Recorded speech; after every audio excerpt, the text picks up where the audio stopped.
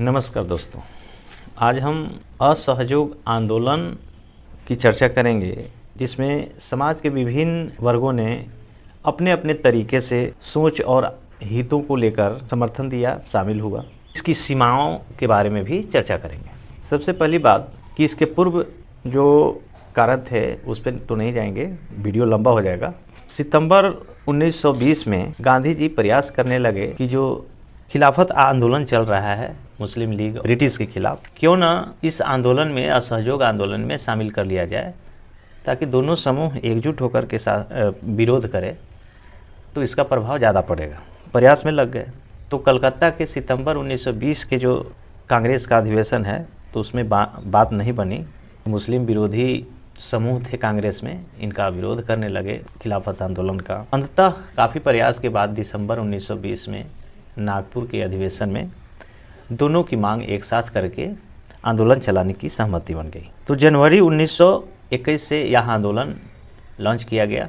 आंदोलन का जो रूपरेखा था दो तरह से, एक कंस्ट्रक्टिव और एक डिस्ट्रक्टिव, यानी एक विध्वंसात्मक और एक रचनात्मक। रचनात्मक में बहिष्कार का जो उसके विकल्प होंगे उसको निर्माण करना था। विध्वंसात्मक मतलब उसका बहिष्कार करना है, उन लोगों के वस्तुएं हैं उसका बहिष्कार करना है। तो समाज के विभिन्न वर्गों ने इसको अपने ढंग से लिया। 4 समूहों के बारे में इसमें चर्चा करेंगे। शहरी मध्यम वर्ग जब यह आंदोलन चला तो बढ़ चढ़ कर के हिस्सा लिया। हजारों विद्यार्थियों ने स्कूल कॉलेज छोड़ दिया। हेडमास्टर और शिक्षकों ने इस्तीफे सौंप दिए। वकीलों ने मुकदमे लड़ना बंद कर दिया। मद्रास के छोर अन्य प्रांतों में जो काउंसिल का चुनाव का बहिष्कार किया गया, क्योंकि मद्रास में जस्टिस पार्टी का मानना था कि काउंसिल में अगर प्रवेश करते हैं तो हम लोग को अधिकार मिल सकते हैं और अपनी बात वहाँ रख सकते हैं, जो सामान्य रूप से केवल ब्राह्मणों को मिल पाते हैं। इसलिए इस पार्टी ने चुनाव का बहिष्कार नहीं किया था। शहरों में आर्थिक मोर्चे पर काफ़ी नाटकीय असर पड़ा। विदेशी सामानों का बहिष्कार किया गया। शराब की दुकानों की पिकेटिंग की गई। विदेशी कपड़ों की होली जलाई गई। विदेशी व्यापार आधा हो गया। कई स्थानों पर तो व्यापारियों ने विदेशी चीज़ों का व्यापार करने और विदेशी व्यापार में पैसा लगाने से इनकार कर दिया। जब बहिष्कार आंदोलन फैला, लोग आयातित कपड़े को छोड़कर केवल भारतीय कपड़े पहनने लगे, तो भारतीय कपड़ा मिलों और हथकरघों का उत्पादन भी बढ़ने लगा। वैकल्पिक संस्थानों की जो स्थापना की प्रक्रिया बहुत धीमी थी, इसलिए यह आंदोलन धीरे धीरे मंद पड़ने लगा। अब आते हैं ग्रामीण क्षेत्र में किसानों का। किसान वो अपने ढंग से इस आंदोलन को देख रहे थे। अवध में सन्यासी बाबा रामचंद्र किसान का नेतृत्व कर रहे थे। बाबा रामचंद्र इससे पहले फिजी में गिरमिटिया मजदूर के तौर पर काम कर चुके थे। उनका आंदोलन अंग्रेज़ों के खिलाफ न होकर के वहाँ के स्थानीय तालुकदारों और ज़मींदारों के खिलाफ था, जो किसानों से भारी भरकम लगान और तरह तरह के कर वसूल रहे थे, शोषण कर रहे थे। सामाजिक और आर्थिक दोनों शोषण करते थे। किसानों को बेगारी करनी पड़ती थी। पट्टेदार के तौर पर उनके पट्टे निश्चित नहीं होते थे। उन्हें बार बार पट्टे की जमीन से हटा दिया जाता था ताकि जमीन पर उनका कोई अधिकार स्थापित न हो सके। किसानों की मांग थी कि लगान कम किया जाए, बेगारी खत्म किया जाए, जो शोषण है, दमनकारी जमींदार को कम किया जाए, खत्म किया जाए। कई स्थानों पर तो जमींदारों को और सेठ साहूकारों का संपत्ति लूटना शुरू हो गया। सामाजिक बहिष्कार शुरू किया गया। नाई धोबी उसका सेवा देने से वंचित कर दिया गया। पंचायतों ने नाई धोबी बंद का फैसला लिया।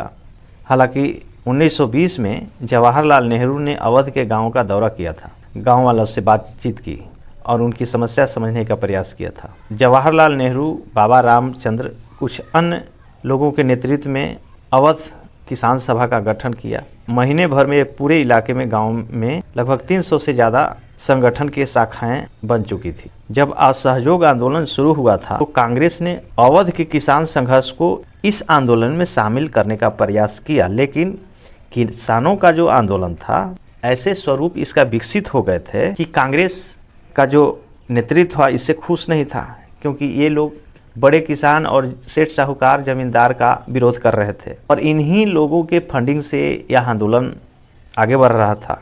कई जगहों पर तालुकदारों और व्यापारियों के मकानों को लूटा गया। बाज़ारों में लूटपाट होने लगी। रामचंद्र बाबा बहुत सारे स्थानों पर लोकल नेता किसानों को यह समझा रहे थे कि गांधी जी ने ऐलान कर दिया है कि अब कोई लगान नहीं भरेगा, ज़मीन गरीबों में बांट दी जाएगी। महात्मा का नाम लेकर लोग अपनी कार्रवाइयाँ और आकांक्षों को सही ठहरा रहे थे। कई क्रांतिकारी विचार की ओर बढ़ने लगे।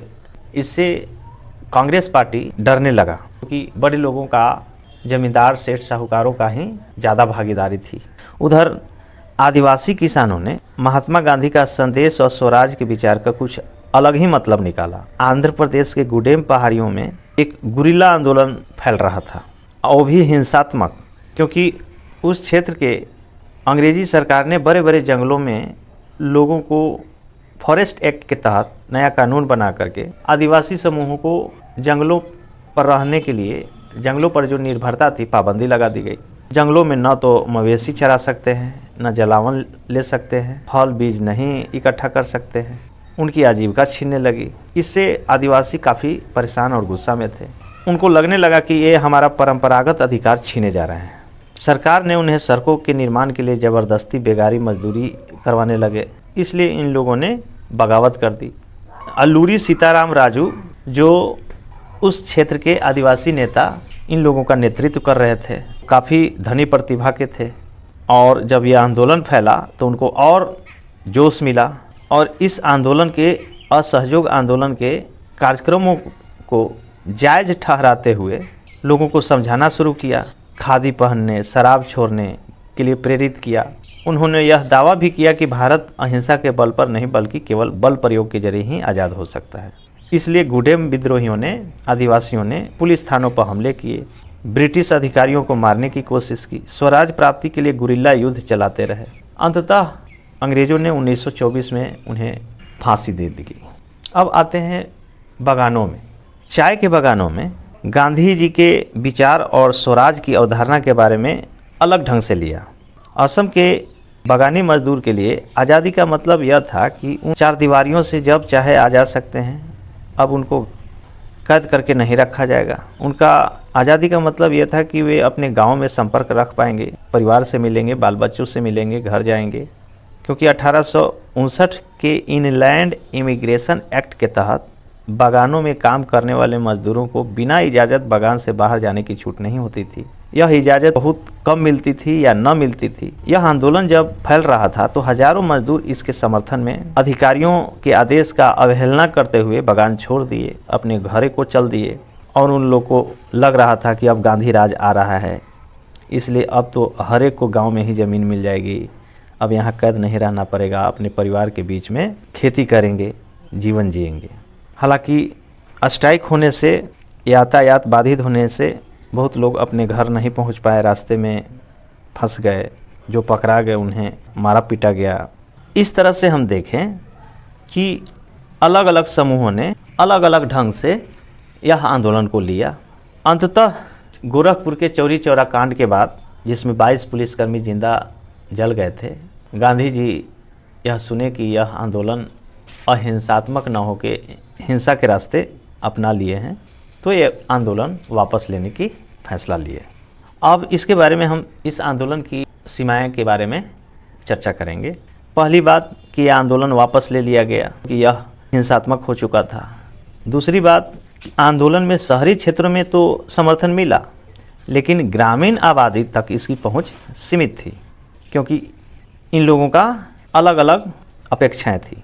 इसके बाद ये स्वतंत्रता प्राप्ति और सामाजिक आर्थिक मुद्दे के समाधान के लिए अंग्रेजों के साथ असहयोग के अलावा कोई स्पष्ट योजना नहीं थी, जिससे नेताओं में मतभेद हुआ। कुछ कांग्रेस के ही नेता CR दास, चित्तरंजन दास कहते हैं, मोतीलाल नेहरू विधान परिषद के बहिष्कार के खिलाफ विरोध किया और एक अलग स्वराज पार्टी का गठन किया। इसके बाद विदेशी वस्तुओं को बहिष्कार के कारण कुछ भारतीय व्यापारी वर्ग भी इस आंदोलन से दूर रहे।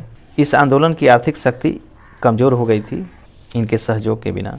खिलाफत आंदोलन का विलय होने से आंदोलन का जो धार्मिक आधार और दीर्घकालिक धर्मनिरपेक्ष राजनीति के लिए कम फायदेमंद साबित हुआ। धन्यवाद।